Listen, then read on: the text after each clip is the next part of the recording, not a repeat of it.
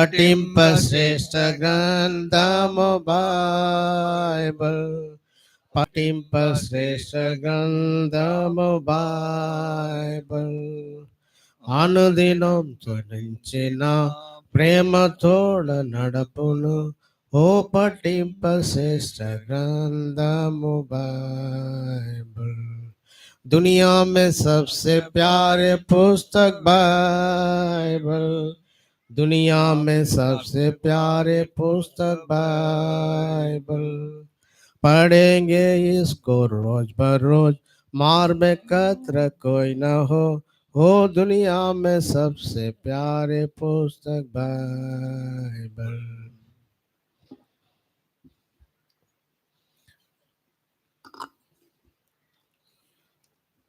கர்த்தருக்கு ஸ்தோத்திரம். அநேக வருடங்களுக்கு பிறகு SCKM ప్రేయర్ హౌస్కి ఆండవర్ என்னை கொண்டு வந்ததுக்காக நன்றி செலுத்துகிறேன். కాబట్టి దేవునికి స్తోత్రములు. అనేక సంవత్సరాల తర్వాత షకేం మందిరానికి ప్రభు తీసుకొచ్చిన దాని నిమిత్తమై దేవునికి వందనాలు చెల్లిస్తుంటున్నాం. கடைசியாக 2007 வருஷத்துல நான் இங்கே வந்தேன். 2007 సంవత్సరంలో వచ్చినానని అనుకుంటున్నాను. இப்போ 2025 மறுபடியும் வந்திருக்கேன். కాబట్టి 2025 సంవత్సరంలో మళ్ళీ వచ్చి ఉంటున్నాను. கர்த்தர் தாமே இந்த நாளில் உங்கள் மத்தியில் காணப்பட கர்த்தர் உதவி செய்ததுக்காக கர்த்தருக்கு நன்றி செலுத்துகிறேன். కాబట్టి మీ మధ్యలో ఉండడాన్ని బట్టి దేవునికి వందనాలు చేస్తుంటున్నాం. இந்த நாள் வசனத்துக்காக வார்த்தைக்காக ரெவலேஷன் வெளிப்படுத்துதல் 16ஆம் அதிகாரம் 15ஆம் வசனம்.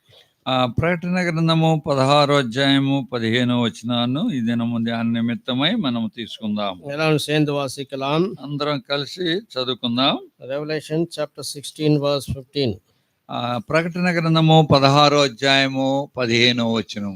எல்லாரும் சேர்ந்து வாசிக்கலாம். இதோ திருடனை போல வருகிறேன், தன் மானம் காக்கப்படத்தக்கதாக நிர்வாணமாய் காணப்படாதபடிக்கு விழித்து கொண்டு தன் வஸ்திரங்களை காத்து கொள்கிறவன் భాగ్యవాన్. 16వ వచనంలో మధ్య 15 కలిసి ఉంటాయి.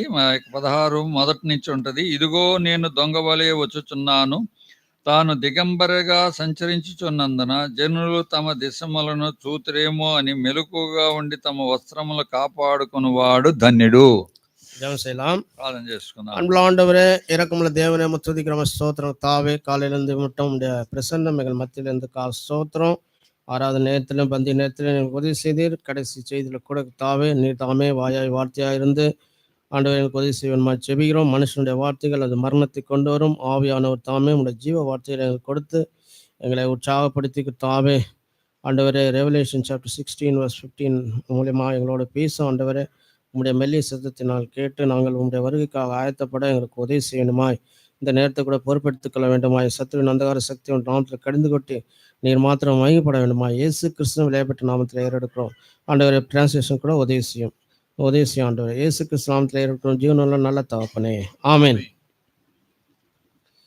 இதோ திருடனை போல வருகிறேன். మరి దొంగలాగా వస్తానని చెప్పాడు. ஆண்டவருடைய வருகை எப்படி இருக்கும் என்றால், ప్రభు రాకడ ఎలాగుంటదని ఇక్కడ చెప్తున్నాడు. அங்கே திருடனை போல வருகிறேன் என்று சொல்கிறார். నేను దొంగ వలె వచ్చేదను అంటున్నాడు. அதனால நாம் விழிப்புள்ளவர்களாய் காணப்பட வேண்டும். అందుకని మనం ఎలా ఉండాలంటే మెలకువ కలిగి ఉండాలి. ஆனால் ஆண்டவர் சொல்கிறார், అది ప్రభు చెప్తున్నాడు, நீ நிர்வாணமாய் காணப்படாதபடிக்கு விழித்துக் கொண்டு தன் வஸ்திரத்தை காத்துக் கொள்கிறவன் பாக்கியவான். మరి నీవు దిగంబరుడుగా సంచరించుచున్నందున జనులు తమ దిశములను చూతురేమో అని మెలకువగా ఉండి తమ వస్త్రములను కాపాడుకొనువాడు. விழித்து இல்லாத பட்சத்துல, మరి మెలకువ లేని పక్షమున శత్రువాను ఉన్ వస్త్రங்களை பிடுங்கிக் கொள்ளுவான். కాబట్టి శత్రువు ఏం చేస్తాడంటే మీ బట్టలను లేక వస్త్రములను తీసివేస్తాడు. அப்போது நீ நிர்வாணமாய் இந்த உலகத்திலே காணப்படுவாய். లేక అప్పుడు నువ్వు దిగంబరగా కనిపిస్తావు అన్నమాట. சத்துருடைய வேலை என்னவென்றால், కాబట్టి శత్రు పని ఏంటంటే, எப்போதெல்லாம் அவன் பைபிள்ல பார்க்கும்போது பல இன்சிடென்ட்ஸ் நாம் பார்க்கும்போது అనేకమైనటువంటి సందర్భాలు మనం చూస్తూ వచ్చినట్లయితే, சத்ருவானவன் நம்முடைய வஸ்திரங்களை, நம்முடைய ரட்சிப்பின் வஸ்திரங்களை, நீதியின் சால்வை பிடுங்க அவன் முயற்சி செய்கிறான். మన రక్షణ వస్త్రములను సరే,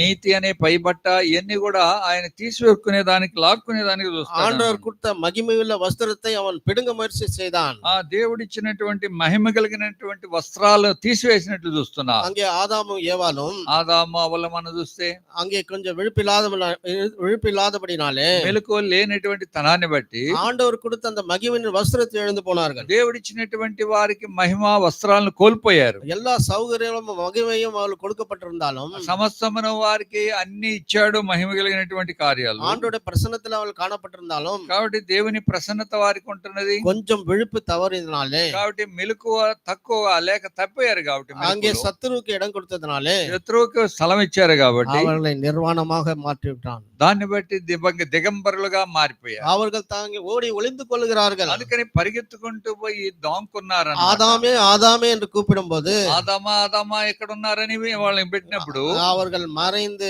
அவர்கள் ఆండవరే நாங்கள் నిర్వాణமா இருக்கிறோம் என்று சொன்னார்கள். కాబట్టి మేము దిగంబరులుగా ఉన్నామని చెప్పారు వాళ్ళు. எப்பொழுதெல்லாம் பாவம் உட்பிரவேசிக்கிறதோ కాబట్టి ఒక పాపం మనలో ఎప్పుడైతే ప్రవేశిస్తుందో அப்பொழுதெல்லாம் நிர்வாணமாகிறார்கள் என்று பார்க்கிறோம். అప్పుడంతా కూడా మనం దిగంబరులం అని భావించాలి. మనం அங்கே நோவாவை பார்க்கும்போது నోవా దినాల్లో మనం చూసినట్లయితే அவன் మధుపానத்தினாலே அங்க மயங்கி கிடக்கும்போது కాబట్టి మధుపానం తాగి అక్కడ పడిపోయినటువంటి స్థితిలో அவன் நிர்வாணமாய் காணப்பட்டான். దిగంబరగా ఉన్నాడనే చూస్తున్నాం. அவனுடைய மகனாகிய ஹாம் அதை பார்த்து ఆయన కుమారుడైనటువంటి హామ చూసి அது மற்றவருக்கு சொன்னதுனாலே కాబట్టి ఇతరులు ఆయన చెప్పడాన్ని బట్టి அவன் ఇతరులకి சபிக்கப்பட்டவனாக மாறிப்போனான். అతను శపించబడిన వాడుగా మారిపోయాడు. அங்கே மதுவுக்கு இடம் கொடுத்ததுனாலே நோவாம் கூட அங்கே நிர்வாணமானான் என்று பார்க்கிறோம். కాబట్టి తాగేదానికి మరి స్థలం ఇచ్చాడు కాబట్టి అక్కడ మనం ఏం చేశాడు, ఆ యొక్క దిగంబరుడైపోయాడు. லோத்துனுடைய வாழ்க்கையில பார்க்கும்போது లోతు జీవితంలో కూడా చూస్తే அவன் கூட நிர்வாணமாய் மாறினான். కాబట్టి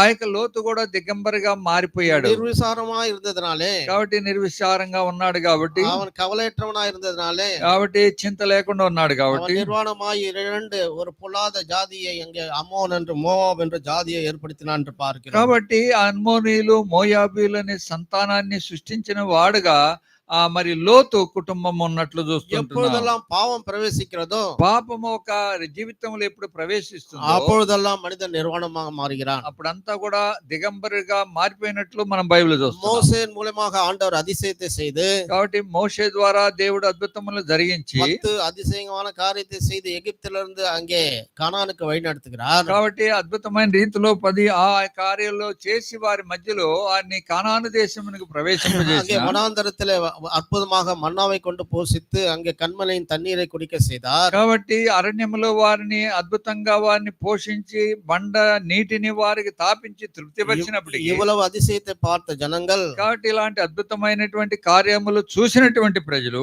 மோசே அங்கே சீனாய் மலையிலே ஆண்டவர் கொடுத்த அந்த 10 கட்டளைகளை கற்பனைகளை வாங்க போயிருக்கும் போது, కాబట్టి సినాయి కొండ మీద 10 ఆజ్ఞలు తీసుకుని వచ్చేదానికి మోషే కొండ మీదకి వెళ్ళిన సందర్భంలో இறங்கி வர 40 நாட்கள் ஆனபடினாலே కాబట్టి 40 దినాలు అయిపోయింది, ఆయన రావడం ఆలస్యం అయింది. அங்கே தாமதமானதனாலே కాబట్టి ఆలస్యం అయింది కాబట్టి அவர்கள் தங்களுக்காக ஒரு கன்றுக்குட்டியை அவர்கள் ஏற்படுத்தி கொண்டு அங்கே நடனமாடி அங்கே கழித்து குடித்து அங்கே வெறியாய் அவர்கள் நிர்வாணமாக அங்கே ஆடிக்கொண்டிருந்தார்கள். కాబట్టి అక్కడ మరి తినారు, తాగారు, ఒక నాట్యం ఆడుతుంటున్నారు, ఒక విగ్రహాన్ని దూడన పెట్టుకొని కూడా చేస్తుంటున్నారు. பிரியமானவர்களே, அங்கே பாவம் உட்பிரவேசித்ததனாலே పాపం వారిలో ప్రవేశించింది కాబట్టి அவர்கள் நிர்வாணமாய் அங்கே ஆடிக்கொண்டிருந்ததை மோசே பார்த்து கோபப்பட்டு அங்கே பற்கரையில உடைத்து போட்டான் என்று பார்க்கிறோம். కాబట్టి దిగంబరులై వారిలో నాట్యం ఆడడాన్ని చూసినటువంటి మోషే కోపముతో ఆజ్ఞలు కలిగినటువంటి ధర్మశాస్త్ర పలకలను పగలగొట్టారు. லூக்கா 10ஆம் அதிகாரத்திலே లూకా సువార్త 10వ అధ్యాయంలో కూడా ஒரு மனிதன் எருசலேமை விட்டு ఒక వ్యక్తి యెరూషలేము నుండి எரிகோ சாபப்பட்ட அந்த தேசத்துக்காக அவன் போனான். కాబట్టి ఆ శపించబడినటువంటి ఎరికో పట్టణంలో ప్రవేశించాడు. సమాధాన భూమిயை விட்டு, సమాధానమున యొక్క భూమిని వదిలిపెట్టి, ఆండవర్ వాసం செய்கிற அந்த எருசலேமை விட்டு, దేవుడు నివసించు స్థలమైనటువంటి యెరూషలేము వదిలిపెట్టి சாபக்கீடான அந்த எரிகோவை நோக்கி போனதனாலே శపించబడినటువంటి స్థలమైనటువంటి ఎరికో పట్టణం వైపు వెళ్ళడం ద్వారా கல்லர் கையில மாட்டி அங்கே அகப்பட்டு அவரை குற்றம் கொலையரமாக நிர்வாணமாக அரை நிர்வாணமாக விட்டு போனார். దొంగల చేతిలో చిక్కాడు, కొట్టబడ్డాడు, బట్టలు దోచుకొనబడ్డాయి, కొర ప్రాణముతో వదిలిపెట్టిపోయినట్లుగా మనం చూస్తున్నాం. எப்பொழுதெல்லாம் மனிதனுடைய வாழ்க்கையிலே பாவம் பிரவேசித்ததோ,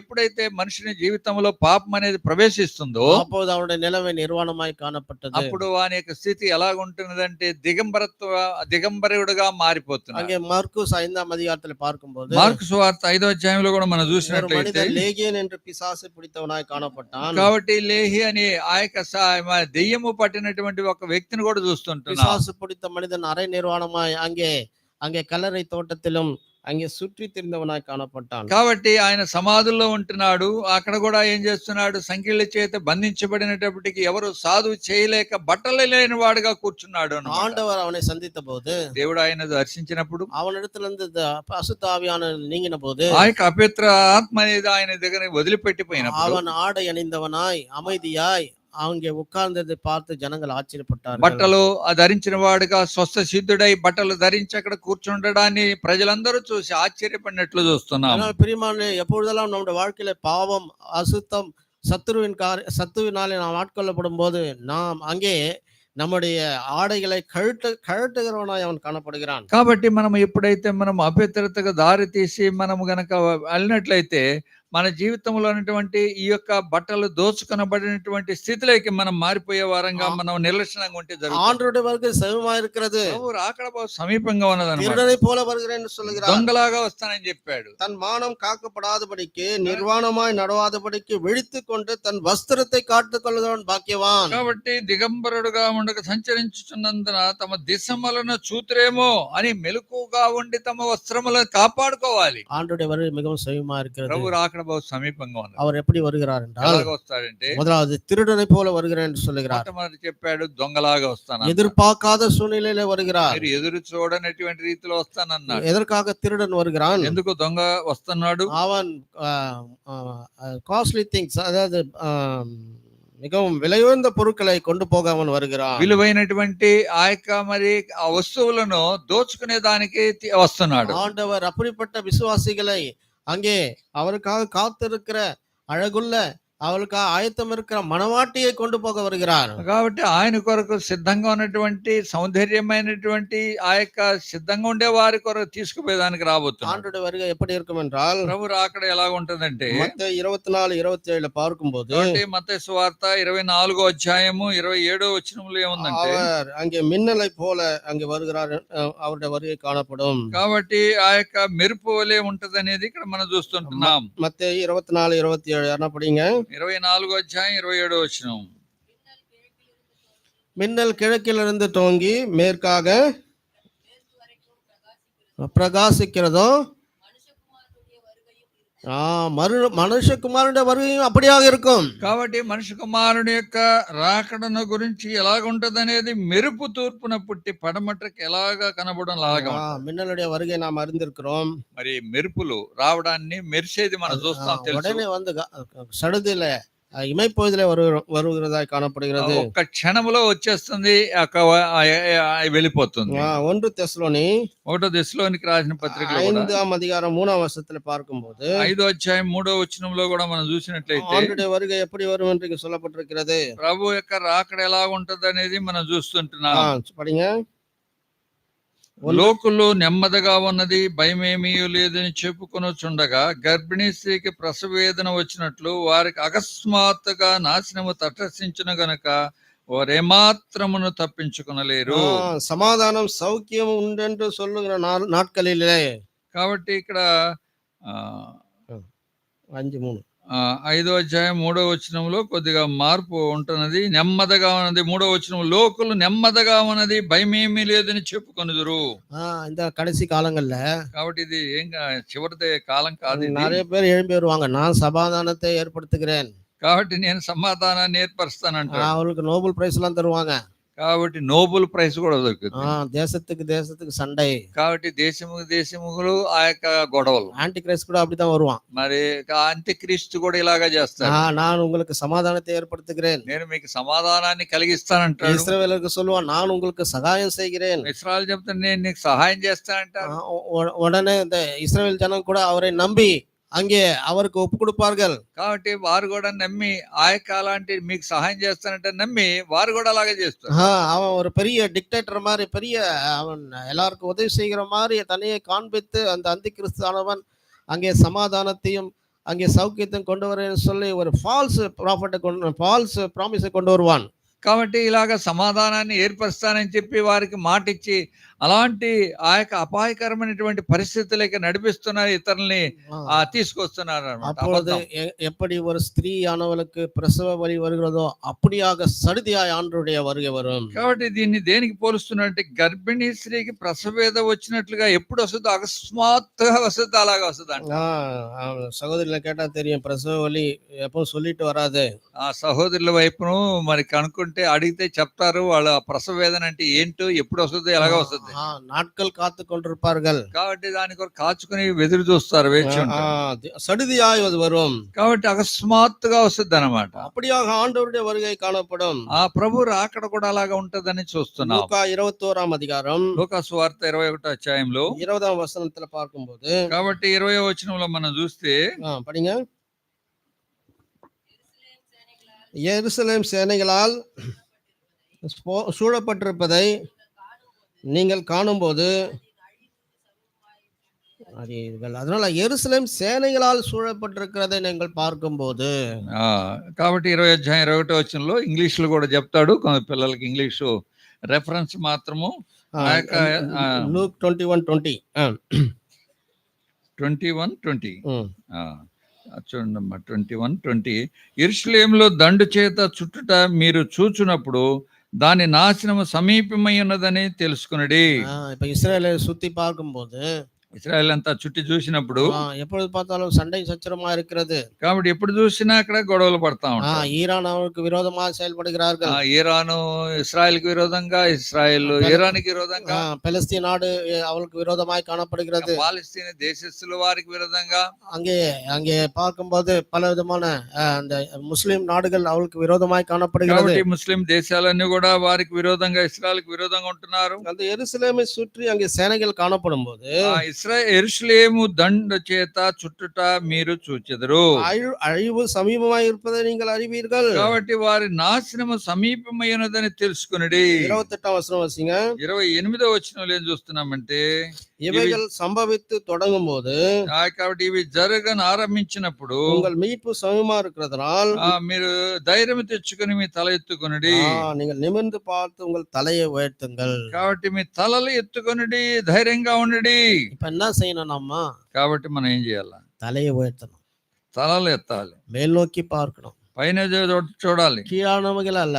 కాబట్టి భూ సంబంధమైన వాటి మీద కాదు, பூமிக்குரியவைகள் அல்ல, ఆ భూ సంబంధమైన వాటిని కాదు, மேலானவளை நோக்கி பார்க்க வேண்டும். వాటినే మనం ఎతకాలి. நம்முடைய சொத்து சுதந்திரம் எல்லாம் மேலாக, நாம் நம்முடைய காரியங்கள் எல்லாம் மேலாக நாம் சேர்த்து வைக்க வேண்டும். కాబట్టి ఈ భూలోకంలో ఉన్నప్పటికీ మన ఆస్తులు, పాస్తులు, మన యొక్క అంతస్తులు అన్ని కూడా భూ సంబంధమైగా ఉండే పై సంబంధం. நம்ம we should not gather treasure in this world. இந்த உலகத்திலே பொக்கிஷத்தை சேர்த்து வைக்க கூடாது. మనం ఈ లోకంలో ధనాన్ని సమకూర్చుకోవడం కంటే அங்கே பரலோகத்திலே நம்மள பொக்கிஷங்களை சேர்த்து வைக்க வேண்டும். పరలోకములో మన ధనాన్ని సమకూర్చుకోవాలి. நம்ம தலையை உயர்த்தி பார்க்க வேண்டும், మన తలలు ఎత్తి చూడాలి. we should be prepared for his coming. அவருடைய வருகைக்கு நாம் ஆயத்தமாய் காணப்பட வேண்டும். కాబట్టి ఆయన తలలు ఎత్తి చూడడం అంటే ప్రభువు రాకడ ఎప్పుడు వస్తుందో ఎప్పుడునో మనం సిద్ధంగా ఉండాలని. ஆண்டவருடைய வருகை சமீபமா இருக்கிறது. ప్రభు రాకడ బహు సమీపంగా ఉంటున్నది. திருடனை போல வருகிறார், దొంగలాగా వస్తున్నాడు, மின்னலை போல வருகிறார், మెరుపులాగా వస్తున్నాడు, பிரசவத்த ஸ்திரீயினுடைய வலியை போல வருகிறார், ప్రసవ వేదన కలిగి ప్రసవించే స్త్రీలాగా వస్తున్నాడు. எருசலேமை சுற்றிலும் அங்கே சேனைகள் சூழப்பட்டிருக்கிறது. కాబట్టి యెరూషలేము చుట్టూ కూడా ఆ యొక్క దండు చుట్టి ఉంటున్నవి. எங்கே பார்த்தாலும் யுத்தங்கள், ఎక్కడ చూసిన యుద్ధాలు. சில సమాధానத்தை சொல்லி வருகிறார்கள், కాబట్టి కొంతమంది సమాధానాన్ని గురించి మాట్లాడుతున్నారు, సౌఖ్యం என்று சொல்லி வருகிறார்கள், సౌఖ్యం అని చెప్తున్నారు. అంత్యక్రీస్తు வெளிப்படுகிற நாள் வந்து கொண்டு இருக்கிறது. కాబట్టి అంత్యక్రీస్తు వచ్చే కార్యం సమీపంగా ఉంటుంది. ஆர்டிபிஷியல் இன்டெலிஜென்ட் என்று சொல்லி, ரோபோட் என்று சொல்லி பலவிதமான காரியங்கள் అంత్యక్రీస్తుவுக்காக ஆயத்தப்பட்டு கொண்டிருக்கிறது. కాబట్టి అంత్యక్రీస్తు రావడాన్ని గురించినటువంటి సిద్ధపాటును అనేక కార్యాలు చేసి చూపిస్తుంటున్నారు. இன்னைக்கு எலக்ட்ரானிக் மீடியா எல்லாம் யாருக்கோசரம் தயாராயிட்டு இருக்கு? ఎలక్ట్రానిక్ మీడియా చూస్తున్నాం, ఏమేమి జరుగుతుంది అక్కడ. సోషల్ మీడియా, ఆర్టిఫిషియల్ ఇంటెలిజెన్స్, అవన్నీ కూడా మనం చూసినప్పుడు இதெல்லாம் யாருக்காக ஆயத்தப்பட்டு கொண்டிருக்கிறது? కాబట్టి ఎవరి కొరకు ఇవన్నీ సిద్ధపరుస్తున్నారు? ஒரு டிக்டேட்டருக்காக, అంత్యక్రీస్తుக்காக ஆயத்தப்பட்டு கொண்டிருக்கிறது. అంత్యక్రీస్తు కొరకు ఇవన్నీ కూడా సిద్ధపరుస్తున్నారు. இதெல்லாம் நீங்கள் கேள்விப்படும் போது, కాబట్టి ఇవన్నీ విన్నప్పుడు உங்கள் தலையை నిమిర్తి మీ తలలు పైకెత్తుకొనుడి, மேல் நோக்கி பாருங்கள். పైన చూడాలి మనం. ప్రియమానవர்களே, ప్రియులారా, ఆండ్రుడి వరకు మగము సమీపమా ప్రభు రాకడ సమీప సమీపంగా ఉంటుంది. இந்த உலகத்துல நாம் இருக்க போறது கொஞ்ச நாள். కాబట్టి ఈ లోకంలో మనం జీవించేది కొద్ది రోజులు. நம்முடைய ஆத்துமா ரட்சிக்கப்பட்டதா? మన ఆత్మ రక్షణ పొందిందా? நம்முடைய பாவ மன்னிப்பிலிருந்து நமக்கு பாவ மன்னிப்பு நிச்சயம் இருக்கிறதா? పాప క్షమాపణ నిశ్చయిత ఉంటుంది. மனவாட்டியான சபையோடு கூட நாம் இணைந்து இருக்கிறோமா? మరి ఆ యొక్క పెళ్లి కుమార్తెని సంఘముతో మనం ఐక్యపరచబడి மணவாளன் வரும்போது மணவாட்டி எடுத்துக்கொள்ளப்படும். కాబట్టి పెళ్లి కుమారుడు వచ్చినప్పుడు ఆ యొక్క సంఘము పెళ్లి కుమార్తె ఎత్తబడుతుంటున్నది. இரண்டு విధமான வருகை உண்டு. రెండు విధాలైనటువంటి రాకను చూస్తాం. முதலாவது வருகை మొట్టమొదటి రాకడ, சீக்ரெட் கமிங், రహస్య రాకడ, ரகசிய வருகை. రహస్య రాకడ. இரண்டாவது రెండో రాకడ செகண்ட் கமிங், பகிரங்க வருகை. బహిరంగంగా కనిపించే రాకడ. ரெண்டு విధமான வருகை இருக்கிறது. రెండు రాకడలు చూస్తాం. முதலாவது வருகை சீக்ரெட் கமிங், அங்கே ரகசிய வருகை யாருக்காக என்றால், కాబట్టి మొట్టమొదట రహస్య రాకడ ఎవరి గురించి అంటే அங்கே மணவாட்டியை கொண்டு போக வரப்போகிறார். పెళ్లి కుమార్తెని సంఘాన్ని తీసుకుపోయేదానికి రాబోతుంది. அந்த சபைக்காக நாம் எதற்காக ஆயத்தப்படுத்த வேண்டும் என்றால், కాబట్టి దేని కొరకు మనం సిద్ధపరచాలి? ఎవరంటే ரகசிய வருகை, ராப்சர், சீக்ரெட் கமிங்காக நாம் ஆயத்தப்பட வேண்டியது அவசியமா இருக்கிறது. కాబట్టి సంఘంగా మనము దేవుని యొక్క రహస్య రాకడ కొరకు సిద్ధపడి ఉండాలి. அந்த రகசிய வருகை யாருக்கென்றால், ఆ రహస్య రాకడ ఎవరికంటే విశ్వాసిகளாகிய மனவாட்டிகளாகிய நமக்கு, విశ్వాసులైనటువంటి మనకు ఆ యొక్క పెళ్లి కుమార్తెని సంఘం కొరకు రావాలి. அங்கே அந்த வருகையில நம்முடைய விசுவாசிகளுக்கு அங்கே ரிவார்டு, அங்கே வெகுமதி கொடுக்கப்படும். కాబట్టి అలాంటప్పుడు విశ్వాసులకు బహుమానాలు ఉంటాయి. அங்கே ஆட்டுக்குட்டியானவர் கல்யாணத்துல நாம் சேர்க்கப்படுவோம். పెళ్లి కుమార్తె యొక్క ఆ వివాహోత్సవంలో మనం కలుసుకుంటాం. அது மிகவும் ஆனந்தமான ஒரு சமயம். అది ఎంతో ఆనందకరమైనటువంటి ఒక దినము. அதுக்காக நாம் ஆயத்தப்பட வேண்டிய அவசியமா இருக்கிறது. దాని కొరకు మనం సిద్ధపడవలసిన వారంగా ఉంటుంది. அதுதான் ரகசிய வருகை, అదే మన రహస్య ராப்சர். అదే రహస్యం. రెండవది రెండో కార్యం సెకండ్ కమింగ్, బహిరంగ వరి. రెండోది బహిరంగంగా రాకడ. అది எப்போ? అది ఎప్పుడు జరుగుతుంది? முதலாவது ஆண்டோட பிள்ளைகள் எடுத்துக்கொள்ளப்படுவார்கள். మొట్టమొదట దేవుని పిల్లలు ఈ భూమిలోంచి తీసుకుపోబడతారు. அங்கே 7 வருடம் அங்கே மேல ஆட்டுக்குட்டியெல்லாம் கல்யாணம். కాబట్టి 7 సంవత్సరాలు అక్కడ గొర్రె పిల్ల మహోత్సవం జరుగుతుంటున్నది. పరలోకத்துல களி கூறுகிற நேரம், అక్కడ సంతోషించి ఆనందించే ఆ దినాలు. கீழே 7 வருஷம் அது కింద 7 సంవత్సరాలు ఏం జరుగుతుంది? உபத்திரவத்தின் காலம், శ్రమల దినాలు. அங்கே பயங்கரமான உபத்திரவம், భయంకరమైనటువంటి శ్రమ, ஆண்டவருடைய கோபாக்கினை, దేవుని కోపం. ஆண்டவர் அவர் கோபாக்கினையின் உக்கிரகத்தை கொட்டுகிற நேரம், దేవుని కోపము, దేవుని ఉగ్రత కుమ్మరించేది. இந்த 7 வருஷம் இங்க உபத்திரவத்தின் நாட்கள். కాబట్టి 7 సంవత్సరములు ఈ యొక్క శ్రమల దినాలుగా மேல ஆட்டுக்குட்டியாரும் கல்யாணம். కాబట్టి పైన మనం చూసినప్పుడు ఆ గొర్రె పిల్ల వివాహోత్సవం 7 வருஷம் முடிந்த உடனே 7 సంవత్సరాలు ముగించిన ஆண்டவர் தூதர்களோடும் பரிசுத்தவான்களோடும் சேனைகளோடும் அங்கே இறங்கி வந்து இந்த உலகத்தை, அங்கே சுவிசேஷத்தை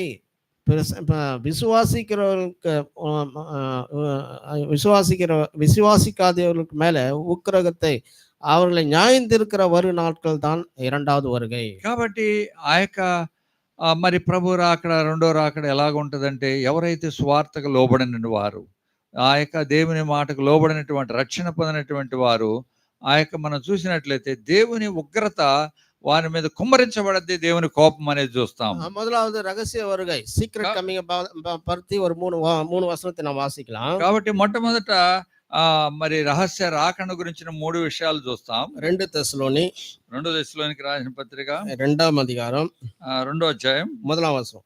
మొదట వచనం. அன்றியும் சகோதரரே, கர்த்தராகிய இயேசு கிறிஸ்துவின் வருகையும் நாம் அவரிடத்துல சேர்க்கப்படுவது. మనము ఆయన దగ్గరకు వెళ్ళడాన్ని చూసి అని అంటాడు. எங்க நம்ம அவரோட சேர்க்கப்படுவோம்? మనం ఆయన దగ్గర చేర్చబడతాము. அவர் வரமாட்டாரு, ఆయన రాడు. நாம் அவரோடு சேர்க்கப்படுவோம். మనము అక్కడ చేర్చబడతాము. எங்க சேர்க்கப்படுவோம்? ఎక్కడ? மத்திய வாகனத்துல, మధ్య ఆకాశములో. அந்த மேக்னெட் எல்லாம் பாத்துருக்கீங்களா? మరి మ్యాగ్నెట్ ని చూస్తాం కదా. இந்த ஸ்கிராப் எல்லாம் வந்து அதுல இருக்கிற அயன் பார்ட்டிகல்ஸ், அதுல இருக்க இரும்பெல்லாம் சேகரிக்க பெரிய மேக்னெட் இருக்கும். కాబట్టి ఆ యొక్క మ్యాగ్నెట్ పవర్ ఏంటంటే, కింద ఉన్నటువంటి మట్టిలో, దుమ్ములో ఉన్నటువంటి ఆ యొక్క చిన్న చిన్న ఇనుము ముక్కలు లేక వస్తువులన్నీ కూడా అది లాగేస్తుంది అన్నమాట. அந்த மேக்னெட் அப்படியே சுத்திட்டு வந்தா, కాబట్టి మ్యాగ్నెట్ అనేది అటు చూపిస్తూ తిప్పితే அந்த இரும்பு சம்பந்தப்பட்ட தூள்கள், அப்புறம் அந்த ஆணி, அந்த இரும்பு காரியங்கள்லாம் அப்படியே வந்து ஒட்டிக்கும். కాబట్టి పాత ఇనుములు, ఆ యొక్క దానికి సంబంధించినటువంటి అన్ని కూడాను దానికి అతుక్కొని ఆ దాంట్లోంచి బయట వస్తాయి అన్నమాట. அது மாதிரிதான் அந்த நாள் இருக்கும்.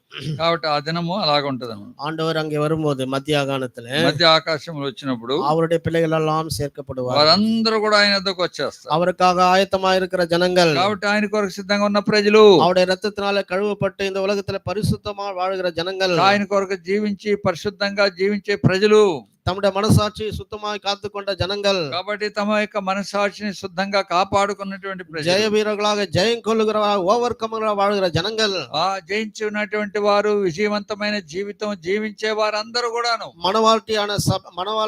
மணவாட்டியான சபையில காணப்படுகிற ஜனங்கள், కాబట్టి పెళ్లి కుమార్తె సంఘమని అక్కడ కనిపించిన వారందరూ அவரோடு கூட சேர்த்து கொள்ளப்படுவார். వారందరూ కూడా అక్కడ వస్తారు.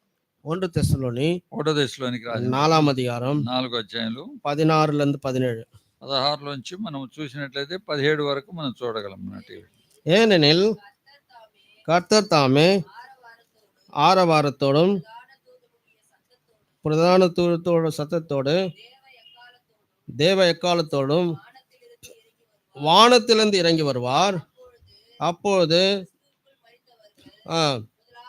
எழுந்திருப்பார்கள். பின்பு எங்க மேகங்கள் மேல் அவர்களோடு கூட ஆகாயத்தில் எடுத்து கொள்ளப்பட்டு மேகங்களோடு ఆకాయத்தில் எடுத்துకొల్లப்பட்டு, మేఘముల పైన ఆకాశంలో అక్కడ ఏం చేస్తుంటాము, ఆకాశం మేఘముల మీద కొనిపోబడతాం ఆకాశ మండలం. இந்த ரகசிய வருகை என்பது కాబట్టి రహస్య రాకళ్ళు நாம் எடுத்துக்கொள்ளப்படுகிற நேரம். కాబట్టి మనల్ని ఎత్తుకునే పోయేది. ஆண்டவர் அதை நம்மை அங்கே மத்திய வாகனத்துல எடுத்துக்கொள்வார், మధ్య ఆకాశంలోకి తీసుకుపోయేది. 1 కొరింథీయులు 15వ అధ్యాయం 50 నుండి 54 50 నుంచి 54. 15 పర్లేదు. 1 కొరింథీయులు 1వ కొరింథీయులకు రాసిన పత్రిక 15వ అధ్యాయం 15వ అధ్యాయం 50 నుండి 54 50 నుంచి 54 ఇంగ్లీష్ లో. సహోదరరే 1 కొరింథీయులు చాప్టర్ 15 50 to 54. సహోదరరే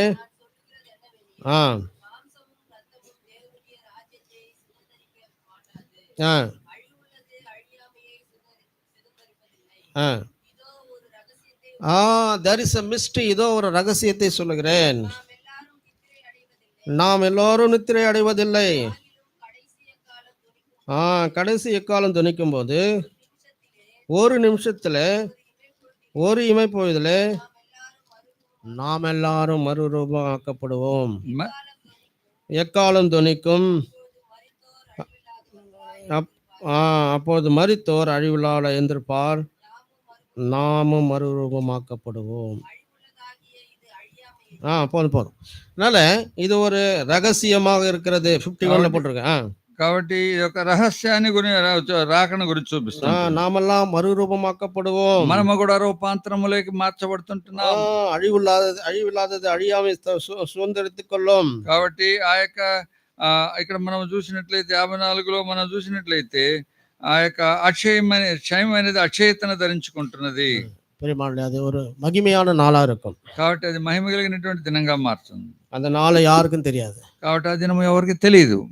కుమారునికే తెలియదు, కుమారుడికి కూడా తెలియదు, పితావుకు మాత్రం తెలియదు, తండ్రికి మాత్రమే తెలుస్తుంది. ஒரு நாள் ஆண்டவர் அங்கே ரகசியமாக அவர் வருவார். కాబట్టి ఒక దినం ముందు రహస్యంగా ఆయన మనకి రాబోతున్నారు. மத்திய வானத்திலே நம்மை சேர்த்துக் கொள்ளத்தக்க మధ్య ఆకాశంలో మనల్ని తీసుకుపోతున్నాం. நாமெல்லாம் எடுத்துக்கொள்ளப்படும், మనం అందరం కూడా తీసుకురాబడుతుంది. அதுக்காக தான் ஆண்டவர் நம்மை ஆயத்தப்படுத்தி இருக்கிறார். కాబట్టి మనల్ని దాని కొరకే సిద్ధపడతారు. எதுக்காக நம்மளை ரட்சித்திருக்கார், కాబట్టి మనకు దేని కొరకు మనల్ని రక్షించాడు, எதுக்காக ஆண்டோட வீட்டுக்கு கொண்டு வந்திருக்கார், దేని కొరకు మనల్ని దేవునింటికి తీసుకొచ్చాడు. ஒவ்வொரு வாரமும் நாம் எதுக்காக ஆண்டோட வீட்டுக்கு வருகிறோம், కాబట్టి దేనికి ఒక్కొక్క వారం కూడా మనం దేవునింటికి వస్తున్నాం. அவருடைய வசனத்தினாலும் அவருடைய பரிசுத்த ஆவியானவர் நம்மை ஆயத்தப்படுத்தி, மனவாட்டியாக நம்ம ஆயத்தப்படுத்தி அந்த ரகசிய வருகையில நம்மை சேர்த்து கொள்வதே அவருடைய நோக்கமாய் காணப்படுகிறது. మరి వచనం చేత మనము ఆత్మ చేత మనల్ని ఒక్కొక్క దినం కూడా ఆయన సిద్ధపరుస్తూ ఆయన రహస్య రాకళ్ళు మనం ఎత్తబడి దాని కొరకు ఎన్ని జరిగిస్తుంటాం. ఇది రహస్య வருகை, ఇది రహస్య రాకడ. இன்னொன்னு బహిరంగ வருகை, మరి బహిరంగ మరి కనిపించే రాకడ. అది విశ్వాసిகளுக்கு அல்ல, అది విశ్వాసులకు కాదు.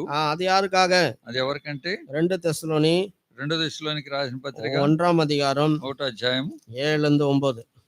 7 నుంచి 9 వరకు మనం చూస్తే 2 తెస్సలోని రెండో దశలోనికి రాసిన పత్రిక 1వ అధ్యాయం 1వ అధ్యాయంలో தேவனை அறியாதவர்களுக்கும்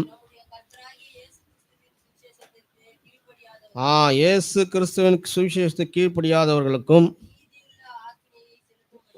என்ன ஆக்கினை? நீதியுள்ள ஆக்கினை செலுத்தும்படிக்கு கர்த்தராகிய இயேசு தன்னுடைய வல்லமையின் தூதரோடும் அக்கினியோடும் வானத்திலிருந்து வெளிப்படும் போது அது பயங்கரமா இருக்கும். అది ఎలాంటిది అంటే భయంకరంగా ఉంటది. రెండోది వరుగ అగ్నియోడ வருவாరు, దూతరులోడ வருவாరు. రెండో రాకడ ఎలాగుంటదంటే అగ్నితో ప్రత్యక్షం అవుతాడు. అది ఆకినైన్ నాள், అగ్ని జ్వాలలతో ప్రత్యక్షం. అది ఆకినైన్ నాள், అగ్ని దినం అది. அதுக்கு நம்மள ஆயத்தப்படுத்தல, దాని కొరకు మనం సిద్ధపరచలేదు. ஆண்டவர் நம்ம முதல்ல கூட்டிட்டு போயிடுவார். మొట్టమొదటే మనల్ని తీసుకుపోతాడు. రెండోది వరుగ அவரோடு கூட நம்ம வருவோம். ఆయన రెండో రాకడలో ఆయనతో మళ్ళీ తిరిగి వస్తాం. మనం மற்றவர்களை நியாயம் தீர்ப்போம், మనల్ని మిగతా వారిని న్యాయం తీస్తాం. మనం அங்கே நியாயம் தீர்க்கப்பட நமக்கு அல்ல, நாம் தீர்க்க ஆண்டவர் நம்மை முன்குறித்திருக்கிறார்.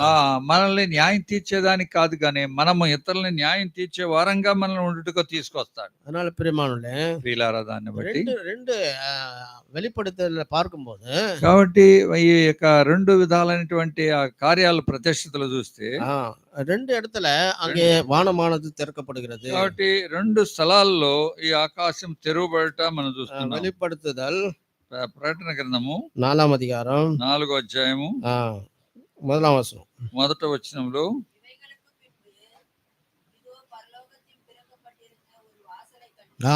పరలోకం திறக்கப்படுகிறது. పరలోకములో తెరవబడినటువంటి ద్వారము తలుపులు.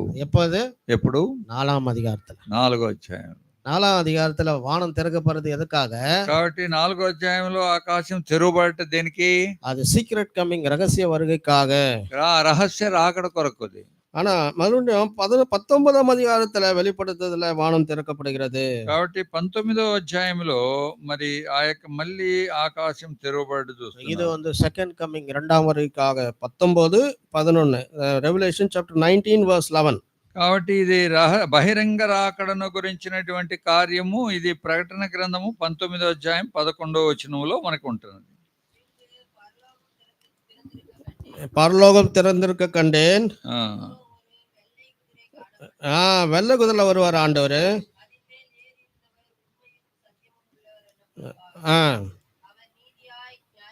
அவர் நீதியாய் நியாயம் தீர்த்து யுத்தம் பண்ணுகிறார். படிங்க. அவருடைய கண்ணு எப்படி இருக்கும்? அக்கினி சோலையா இருக்கும். அதனால இதெல்லாம் நீங்க வீட்டுல போய் படிச்சீங்க. ஆண்டவர் అగ్నియాய் அங்கே வருவார் நியாயம் தீர்ப்பதற்காக. రెండోది ముறை அந்த వానం తెరకపట్టదు. రెండో రాకడలో అగ్ని జ్వాలలతో ఆయన ప్రత్యక్షమయ్యే కార్యాన్ని గురించి ఇక్కడ మనం చూస్తున్నాము. ఆయన నేత్రములు అగ్ని జ్వాలలుగా అంటిగా ఆయన ప్రతి ఒక్కరిని చూస్తున్నాడు, విమర్శించాడు. பிரியமானவர்களே, కాబట్టి ప్రియులారా, அந்த நாள் மிகவும் பயங்கரமா இருக்கும். ఆ దినము చాలా భయంకరంగా ఉంటది. அங்கே ஜூடுல பார்க்கும்போது, யூதால பார்க்கும்போது, యూదా పత్రికలో మనం చూస్తే 14-15, యూదా 14-15, 15 14-15, ஜூட் சாப்டர் 4 verse 14-15.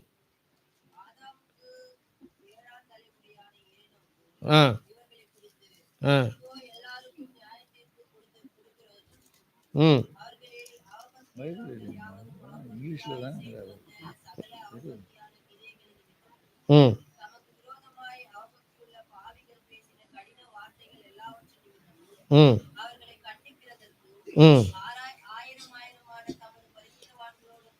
ஆயிரம் பரிசுத்தரோடு கூட. பிரியமானவர்களே, இந்த இரண்டாவது வருகை மிகவும் பயங்கரமா இருக்கும். కాబట్టి రెండో రాకడ చాలా భయంకరంగా ఉంటది. அதனால நாம் முதல் வருகை, அந்த ரகசிய வருகைக்கு தான் நாம் ஆயத்தமா இருக்க வேண்டும். కాబట్టి రహస్య రాకడ కొరకు మనం సిద్ధంగా ఉండాలి. పౌలుடைய భారం என்னன்னா, పౌలు భారం ఏంటంటే, పౌలు என்ன சொல்றாருன்னா, அது கிறிஸ்துவின் நாள் என்று சொல்கிறார். కాబట్టి అది ప్రభు దినము లేక అని చెప్తాడు. அந்த రகசிய வருகை குறித்து சொல்லும்போது, మరి ఆ రహస్య రాకడ గురించి చెప్పినప్పుడు அது கிறிஸ்துவின் வருகை என்று சொல்லுகிறார். క్రీస్తు రాకడ అని చెప్తాడు. அவர் பிரயாசப்பட்டது, அவர் ஓடினது எல்லாமே இந்த சபையை கிறிஸ்துவின் வருகை, அதாவது ரகசிய வருகைக்கு அவர்கள் ஆயத்தப்பட வேண்டும் என்பதற்காக ஓடினார். ఆయన మరి పని చేసింది, ప్రయాసపడింది పౌలు గారు దేని కొరకంటే ఈ పెళ్లి కుమార్తెని సంఘము ప్రభు యొక్క రహస్య రాకడలో ఎత్తబడి దాని కొరకు అనేది మనం చూస్తాం. அவர் செகண்ட் கமிங் கோசரம் சபையை ஆயத்தப்படுத்த அவர் பிரயாசப்படல. ఆ రెండో రాకడ గురించినటువంటి దాని కొరకు ఈ సంఘాన్ని సిద్ధపరచుట కొరకు ప్రయాసపడలేదు కానీ அவர் రகசிய வருகையில சபை எடுத்துக்கொள்ளப்பட வேண்டும் என்ற பாரத்தோடு கூட சபையில் அவர் ஊழியம் செய்தார். కాబట్టి రహస్య రాకడలో ఆ యొక్క సంఘం ఎత్తబడాలనేది ఎరిగిన వాడుగా ఈ సంఘం కొరకు పరిచయం చేశాడు. ஒரு 5 நிமிஷத்துல முடிச்சிடறேன். ఒక 5 నిమిషాల్లో ముగిస్తాను. 1 కొరింథియர் 1 కొరింథీయులు 1:8 1:8 వచనంలో சீக்கிரம் படிங்க, முடிச்சிடலாம். உங்க கர்த்தராகிய இயேசு கிறிஸ்துவின் நாளிலே நீங்க எப்படி இருக்கணும்? குற்றம் சாட்டப்படாதவர்களா இருக்க வேண்டும். కాబట్టి ఆ యొక్క మొట్టమొదట మనం 1వ అధ్యాయం 9వ వచనము 6 6వ వచనంలో 8 8వ వచనంలో క్రీస్తు దినమందు మీరు నిరపరాధులై ఉండినట్లు. పిలిపియర్ 1:6 ఫిలిప్పీలు 1:6 ఏం చూస్తున్నామంటే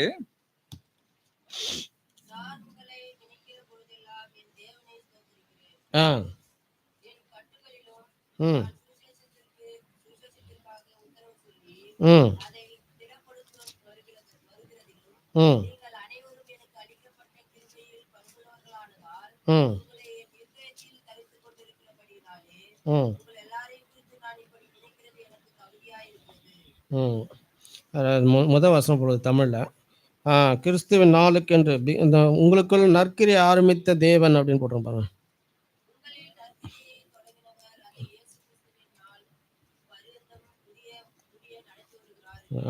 ఈ సత్క్రియ ఆరంభించిన వాడు యేసుక్రీస్తు దినము వరకు దానిని కొనసాగించునని రూఢిగా నమ్ముచున్నాను.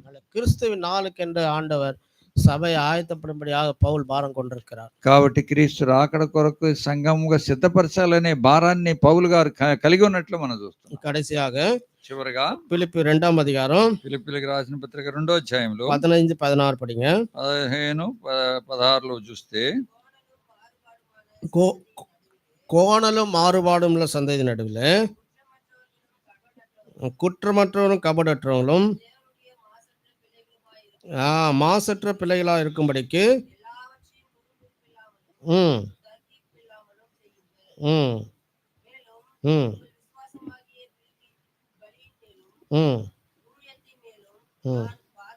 இல்லை அதுக்கு முன்னாடி வசனம் படிப்பா. அதுக்கு முன்னாடி 15க்கு முன்னாடி அதுக்கு முன்னாடி நான் வீணாக ஓடினதும் இல்லை வீணாக பிரயாசப்பட்டதும் இல்லை என்று கிறிஸ்துவின் நாளிலே எனக்கு உண்டாயிருக்கும்படி ஜீவ வசனத்தை జీవ వసనத்தை கொண்டு సుడగలై పోల ప్రకాశించిన நீங்கள். కాబట్టి ఇక్కడ నేను పడినటువంటి కష్టము నిష్ప్రయోజనము కాలేదని క్రీస్తు దినము నాకు అసహ్య కారణము కలుగును అంటే వక్రజనం మధ్య నిరపరాధులుగా ఉండి జీవవాక్యమును చేతబట్టుకుని ఆ యొక్క మనము జ్యోతుల వలె ప్రకాశించే వారంగా ఉండాలి. ఇది పౌలుడే భారమా இருக்கு. కాబట్టి పౌలు గారి భారంగా ఇది చూస్తాం. పౌలుకు మాత్రం இல்ல, పౌలు మాత్రం కాదు, எந்த ஊழியக்காரருக்கு இதான் భారం. కాబట్టి ప్రతి సేవకునికి ఇదే భారం.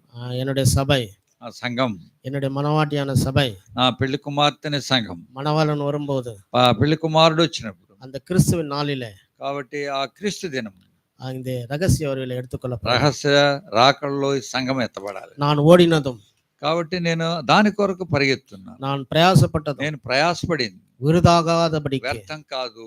ஒருத்தராவது இங்க விடப்பட்டு போயிட்டீங்கன்னா కాబట్టి ఒక్కరైనా వదిలిపెట్టారనుకోండి அது இங்க ஊழியம் செய்கிற காரியங்கள் எல்லாம் விருதா போயிடும். కాబట్టి ఇక్కడ చేసే సేవ ప్రతి ఒక్కరి ప్రతి ఆ సేవ అంతా కూడా వ్యర్థం అయిపోతుంది. పౌలు என்ன சொல்றாருன்னா, పౌలు ఏం చెప్తున్నాడు, நான் அதனால தான் ஓடினேன், నేను దాని కొరకే அதனால